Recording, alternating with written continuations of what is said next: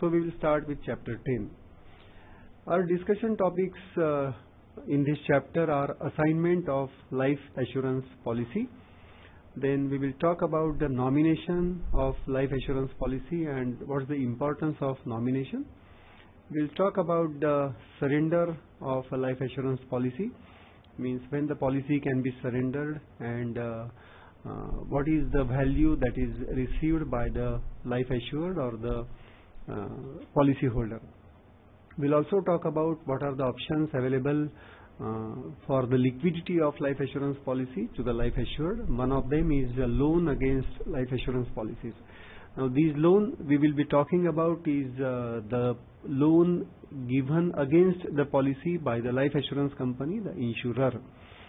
Then we will talk about the foreclosure of life assurance policies. Foreclosure means close before, so that is the foreclosure. So we will discuss about that also. We will start with the assignment. In simple meaning or simple words, the assignment's meaning is transfer of title, that is name, rights, that is the privileges and interest on assets or property from one person who will be called as assigner to another person who will be called as assignee. And generally this is done to provide security, collateral security against loan. So assignment is transferring the rights of some property, rights on some property by one person to another person. So this is simply saying that the property, asset, the estate is being transferred to some other person. And of course life assurance policy is a part of asset, part of estate of the life assured or the policy holder. Section 38 of Insurance Act 1938, which is the basic act which governs the insurance business in India, it talks about the assignment of a life assurance policy, section 38. And it says that assignment of a policy can only be done only after only after the purchase of policy. That is obvious. Whenever an individual purchases policy, pays premium for it, and the proposal gets accepted by the insurance company and the policy is issued, after that only the life assured or the policy holder can do the assignment of that policy. The exceptions are absolutely all type of policies are allowed to be assigned except pension plans, because there is no surrender value in pension plans and the purpose is different. And the plans which are taken under MWP, that is Married Women's Property Act 1874, which we have discussed in our earlier sessions. So these two type of plans cannot be assigned, cannot be attached. The assets, the estate created by these type of plans, these type of policies cannot be transferred. And this assignment can be with consideration or without consideration. So assignment can also be done without consideration received by assigner from the assignee. So that's also possible. Assigner should be major and competent to contract. So obviously the child plans during its deferment period will not be able to get assignment, because the assigner has to be major and he should be competent to enter into contract with someone else. That means he should not be insane, he should not be of unsound mind, he should not be minor, he should not be incapacitated by any law, any act, any statute. So that is the competent to contract. And he should have complete ownership of the policy. Means earlier there should not be any charge over the policy by any mortgager, by any lender, by any financial institution, and so on. And assignees can be multiple. Means one policy can be assigned to many persons, more than one persons, and their share can also be described. So assignees can be multiple and they should be persons or institutions. Means the assignment can be done in favor of an individual, a natural entity, or maybe a legal entity, that is institution. That's also possible. So remember that assigner should be major and competent to contract, and he should have complete ownership of the policy, and there can be multiple assignees, more than one assignees, to whom the policy's rights title is transferred, and these assignees can be persons or institutions. Insurer has to record the assignment of such policies. It is required that assignment done by the policyholder should have been registered with the insurance company, because the rights title gets transferred to that person. So whenever the incidents, whenever the time to pay claim arises, the insurance company should be in a position to know as to whom the payment of that policy claim is to be made. And if the assignment is done, then obviously the policy monies will be required to be paid to the assignee. Types of assignment of life assurance policies there are two types. One is absolute assignment, that is complete assignment, and second is conditional assignment. Let us see what is absolute assignment. Rights, title and interest of assigner, that is the original owner, passes completely to assignee, and then assignee will be the complete owner, absolute owner of that property, that asset, that estate.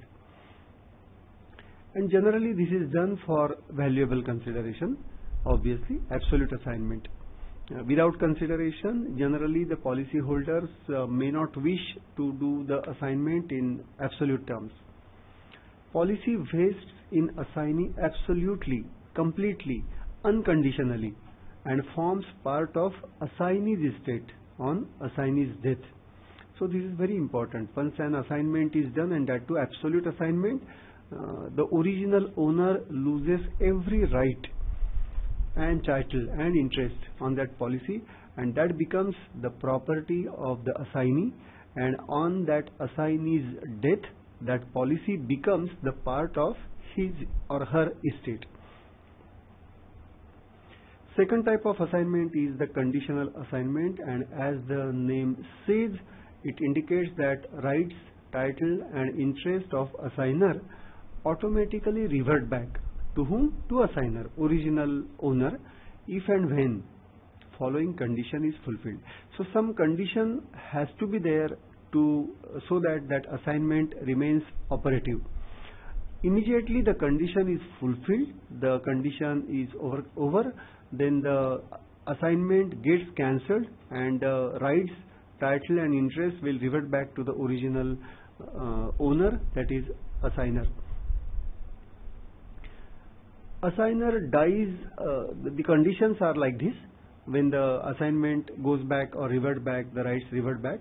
When the assignee, that is the person to whom the rights were transferred, he dies before assigner dies, or assigner survives to maturity, and then he only can discharge the claim, and immediately the maturity claim will be received, and the assignee's rights will be reverted to assigner's, that is original owner's right. And the third condition is loan is repaid. So if whenever these three conditions, any of these three conditions gets fulfilled, the assignment will be cancelled, and the rights, title, interest as they were originally transferred, originally assigned to assignee, will revert back in the name of or revert back to the assigner, that is the original owner. If the assignee dies, if the assigner survives, and if the loan is repaid. Let us see what is the process of assignment of life assurance policy. It can be done two ways, or it can be done at two times. The first time is that when the policy is issued, that is at the stage of issue of policy. Second, it can also be done after the issue of the policy during any time, at any time during the policy term. So that it can be possible. We'll see what happens when it is done at the policy issue stage. It will be done by putting endorsement on policy document itself, and in this case stamp duty is not required to be paid to the government authorities, because the policy itself, the policy document itself is a stamped document, and that is the logic, that is the reason why separate stamp fees may not be required to be paid when the endorsement for assignment is done on the policy document at the policy issue stage itself. Assignment form needs to be signed by obviously the assigner, that is who is transferring the rights, assignee, that is in whose name to whom the rights are being transferred, and some witness has to be there to witness those signatures or witness that assignment form. Separate assignment deed is generally done after after this stage, that is policy issue stage. Means at the stage of policy issue or at the initial stage, the assigner, the policyholder, the life assured has no wish, no will, no interest in transferring the rights, so he is not have thought of assigning the policy. But later on, in due course of time, he may wish to think so. He may wish to do the assignment, and that way, that time also it can be done. It will be done by separate assignment deed, which needs that the stamp duty has to be paid as per the current laws and rules, regulations. Next of assignment is nomination. Generally, life assurance policy is taken to cover two types of risks, as we have discussed earlier. The first and foremost is dying too early, and as we have said that living too long is another risk which needs to be covered by annuity policy or pure endowment policy. Nomination is required so that the claim monies, payment of claim monies to be made becomes easier, becomes convenient, becomes faster for the insurance company whenever the time of settlement of claim arises, especially death claim. So nomination is the right, the privilege provided to policyholder, the life assured, to appoint a certain person who is called as or who is known as nominee, who will receive policy benefits whenever the claim arises, generally death claim. In case of policyholder's death during policy term. So nomination is useful only in case of death claim. In case of maturity claim or survival benefit claim, since the policyholder himself or herself is surviving party, then he or she, that policyholder, will be in a position to discharge, to give discharge, and so that the policy monies can be paid to the policyholder himself or herself. But in case of policyholders premature, that is during the term of the policy, death occurs, then in that case the policy monies needs to be paid to someone else, and that someone else is the person called as nominee. This is the simple method for speedy settlement of death claims. Means after the claim arises, then the insurance company did not to search for as to who are the legal heirs, legal administrators, legal beneficiaries, and then make the payment to those beneficiaries. It's easier for insurance companies to pay money to the specific person called as or known as nominee. So this is the simple method for speedy settlement. Nomination can be done at the time of proposal. It is actually required to be done. It is actually advisable to be done at the time of proposal or any time after commencement of policy. If not done at proposal stage, if the policyholder either he does not intend to do nomination at the proposal stage, or maybe he is not in a position to do so, he may not be having any nominee. That also can be one condition. Also, after issue of policy also, that is after commencement of policy also, any time and for any number of times during the policy term, this nomination can be done, changed, and so on. As we have said that assignment is dealt with by section 38, nomination is dealt with by section 39 of Insurance Act 1938. And it can be, nomination can be revoked or cancelled by policyholder at any time for any number of times during policy term. There is no restriction put on the policyholder as to the number of times he can change, he can stop cancel the original nomination done by him. There is no restriction on it. Policyholder cannot appoint a nominee if proposer and policyholder are different entities. Now, can you think of the circumstances in which the proposer and policyholder are different? Yes, child plans immediately comes to our mind. But there can be other situations also, like say keyman insurance, partnership insurance, employer-employee insurance, and so on. When the one person takes the policy in the name of someone else, in whose life or death the person who is taking policy will be having the insurable interest. So that is possible, and in such cases the proposer and policyholder are different entities. Then in that case, the policyholder is not in a position, is not allowed to appoint a nominee. If nominee dies after death of policyholder, but before death claim settlement is done by the insurer, what will happen is very critical, or let us think of it. Then in that case, policy money will form part of life assured's estate.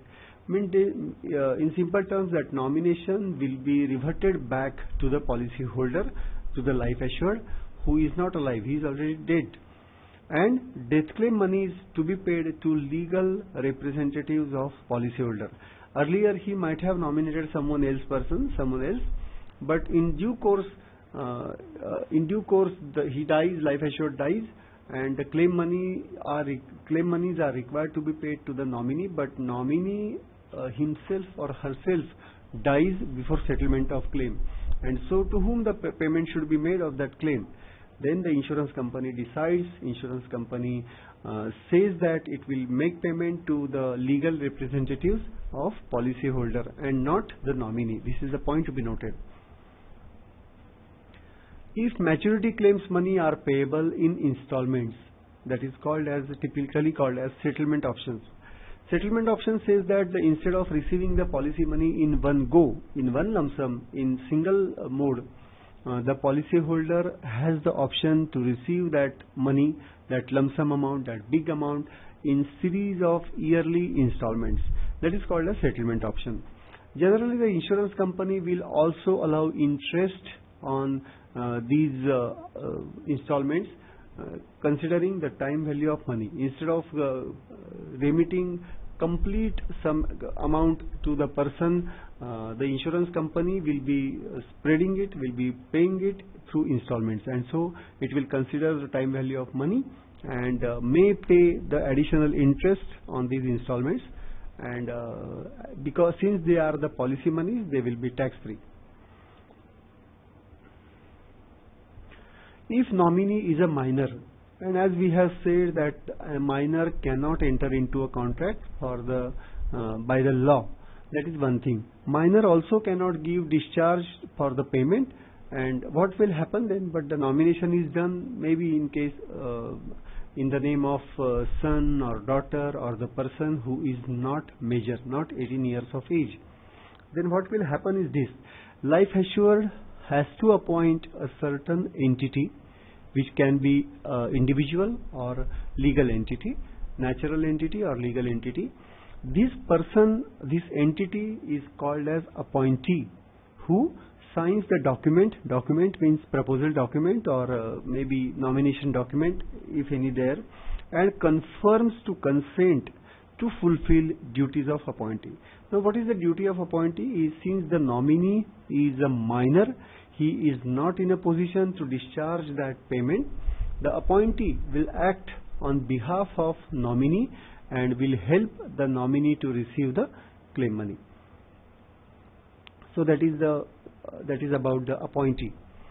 Life assured can change appointee at any time for any number of times during policy term, as per the wish or as per the changed circumstances.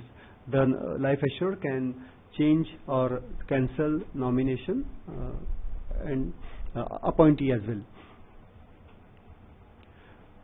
If nominee is a minor, then if appointee do not exist, that is either he is not appointed or the appointed himself or herself dies, then the death claim money is to be paid to legal representatives of deceased life assured.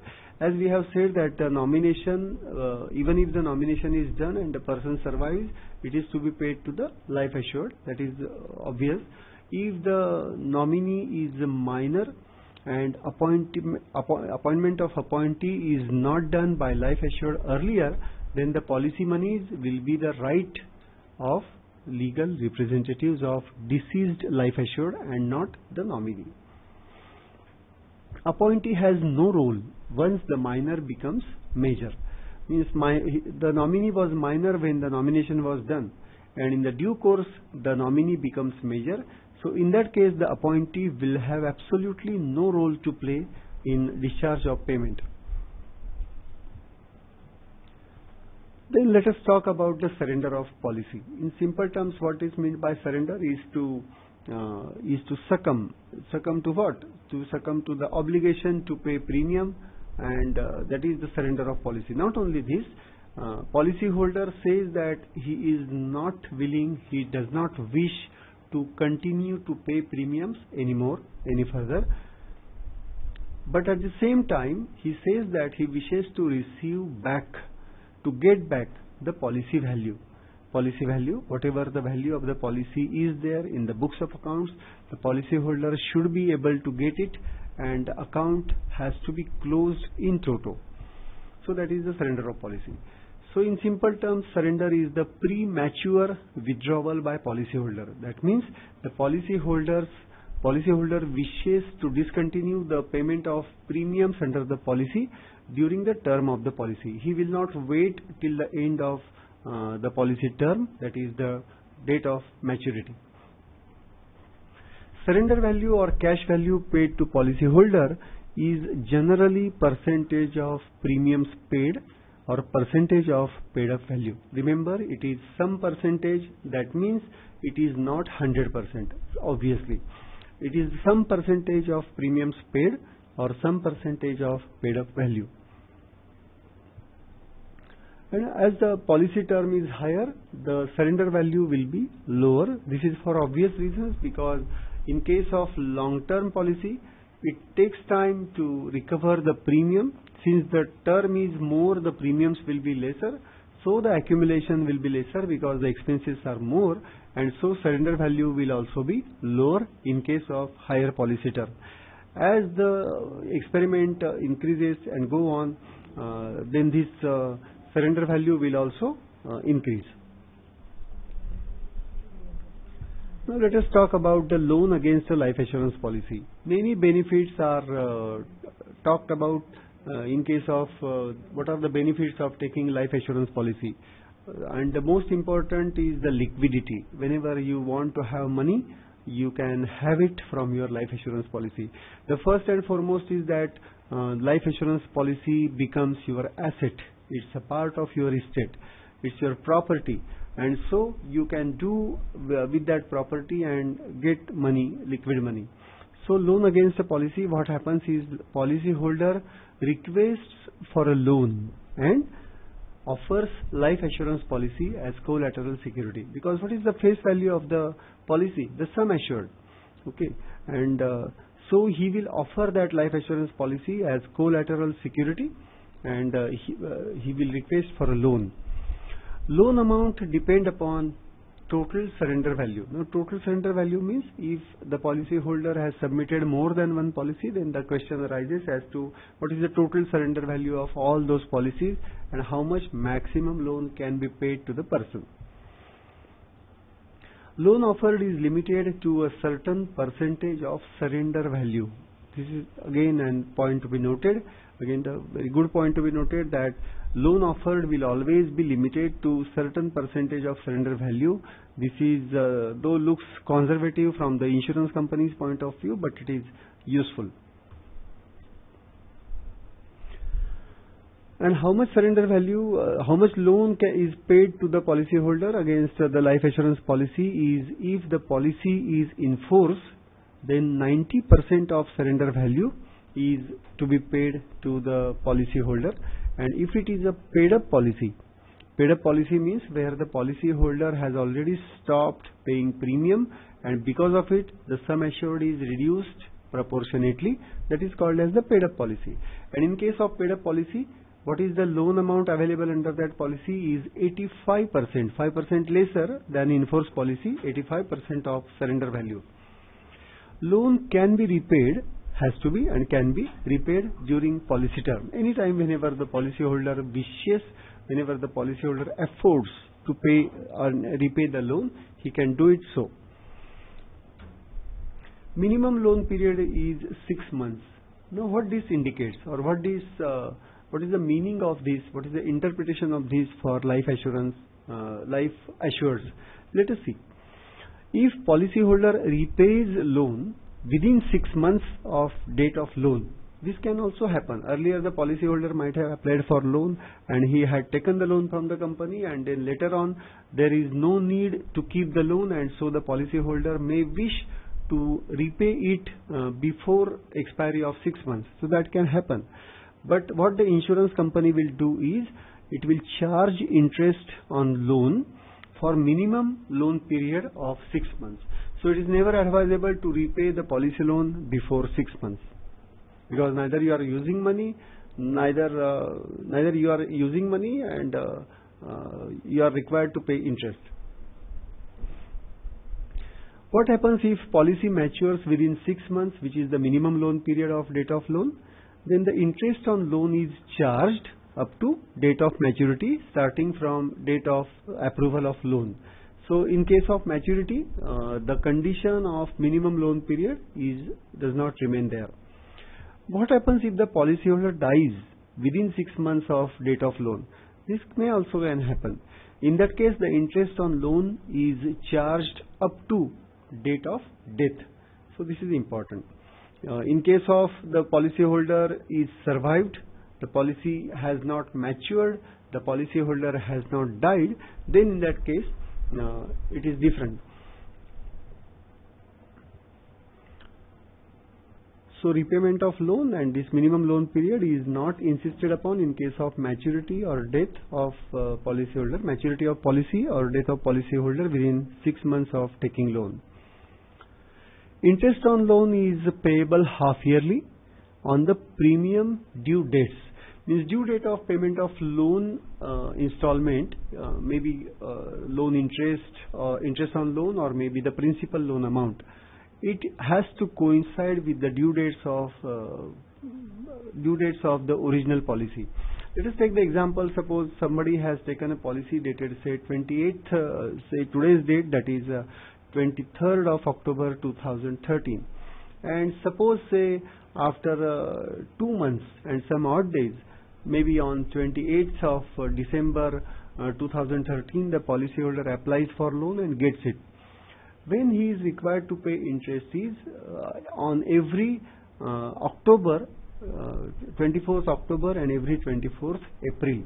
Means whenever the premium falls due, even the loan interest installment also falls due. So that's the logic. Payment of interest on loan is not compulsory. Even if the policyholder does not pay a single paisa, single rupee towards the loan repayment or loan interest payment, it doesn't make any difference as far as the contract goes. What happens is that the surrender value increases with payment of subsequent premiums, renewal premiums, and this surrender value can be adjusted against outstanding loan plus interest. So this is required to be borne in mind, that the surrender value, as I have already told earlier also, surrender value will increase with two things. Increase with term, because the bonus accumulation will be there, and it will also increase because the payment of subsequent premiums is done. So this additional surrender value or new surrender value can be adjusted against outstanding loan plus interest. Now broken period. What is the broken period? We have said that take the same example that policy's date of commencement, that is date of start, is say today's date, that is 24th October 2013, and maybe after say 2-3 months, that is 28th of December 2013, if the policyholder applies for loan and gets it, then from 28th of December 2013 to, and if the policy's mode is half yearly mode, we are taking that hypothetical example, then the first installment will fall due on 24th of April 2013. But even if that happens, that will not be for 6 months, but that will be for a shorter period. This period is between loan approval date and policy anniversary date. So difference between these two is called as the broken period, and generally the broken period interest is taken, and then after the 6 months minimum loan condition remains there. Loan is not granted, as we have already discussed, for annuities or pension policies. For child plans during deferment period, this also we have discussed, and for plans where periodical payments of part sum assured are payable to policyholders, that means in simple terms money back policies. But nowadays even on money back policies, some companies have started paying or disbursing loans as well. And whenever the survival benefit falls due, it will be adjusted towards payment of interest, and balance is used for repayment of capital.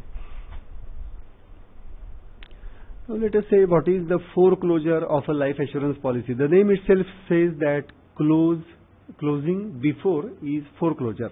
Now, before what? Before the maturity of the policy. Who closes it? The life assurance company, the insurer closes the policy before the maturity date. It is a closing or writing off the life assurance policy, and when? Before its maturity date, before its normal date of maturity.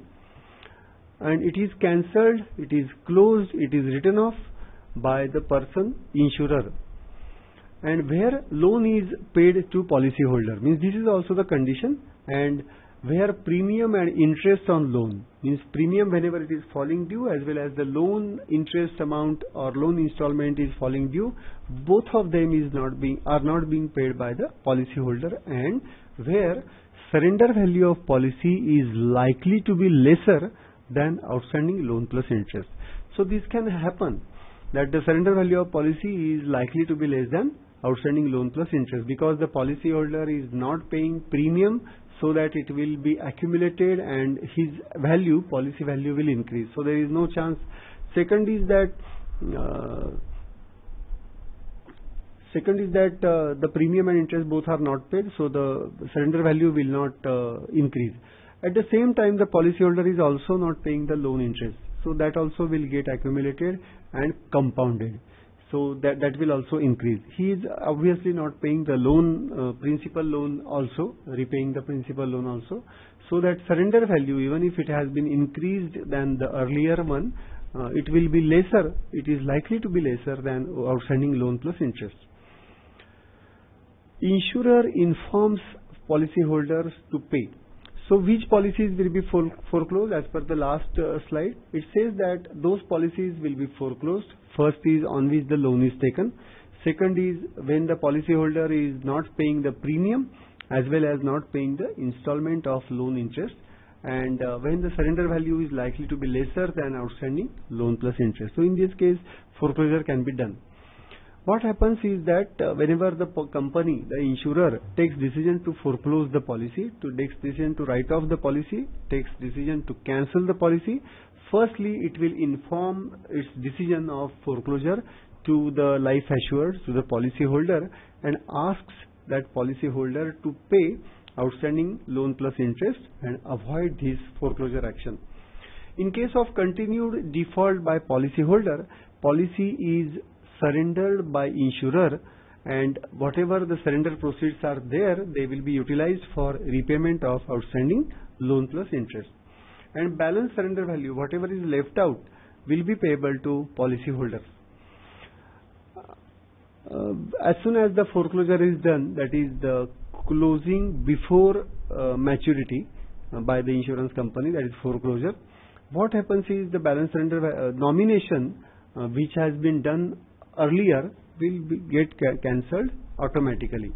And if policyholder dies before receiving balance surrender value, then in that case that payment will go to legal representatives of the policyholder and not the nominee. A foreclosure policy which is written off, which is cancelled, which is exited by insurer from its books, it can be reinstated when if balance surrender value has not already been paid to policyholder. Because whenever the policyholder accepts that balance surrender value, he accepts that the policy has been closed, it has gone out of its books. So the balance SV should have not been paid. Then policyholder is medically fit. And third is outstanding loan plus interest is paid up to date.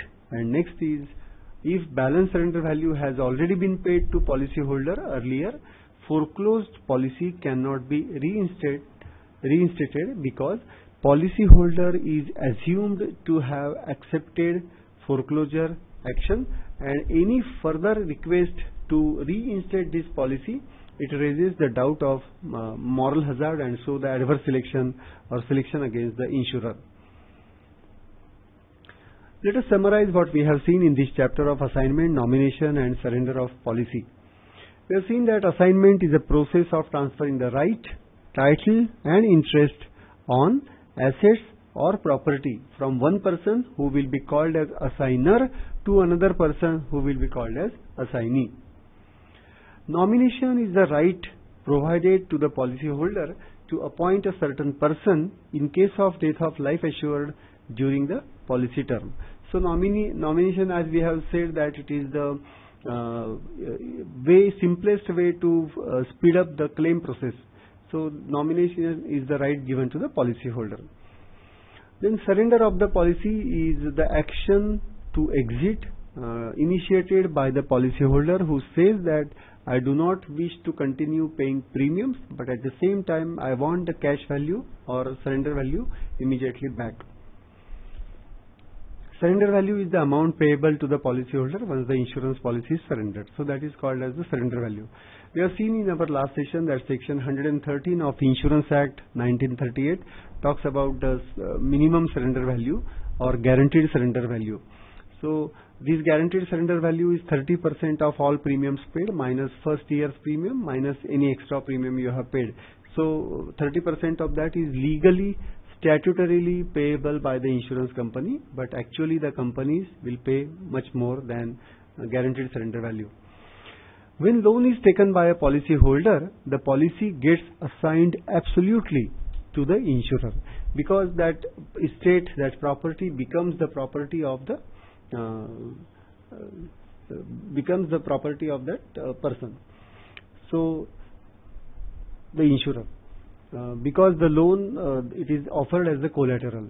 Broken period is the period between loan approval date and anniversary date of policy. It is logically designed in such a way so that the policyholder will be at convenience to pay premium as well as loan interest installment on the same dates. Foreclosure is closing before maturity by insurance company in case of default in loan repayment by policyholder. Means further conditions will be developed like this.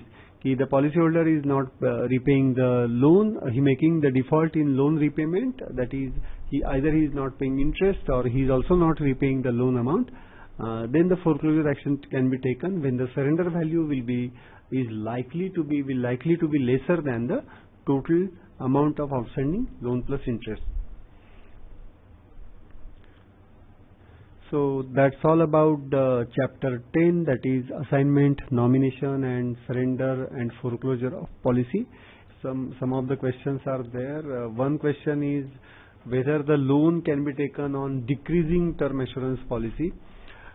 Decreasing term assurance, if you see the name itself suggests that the aim must have been for taking such decreasing term assurance policy is the mortgage, decreasing mortgage.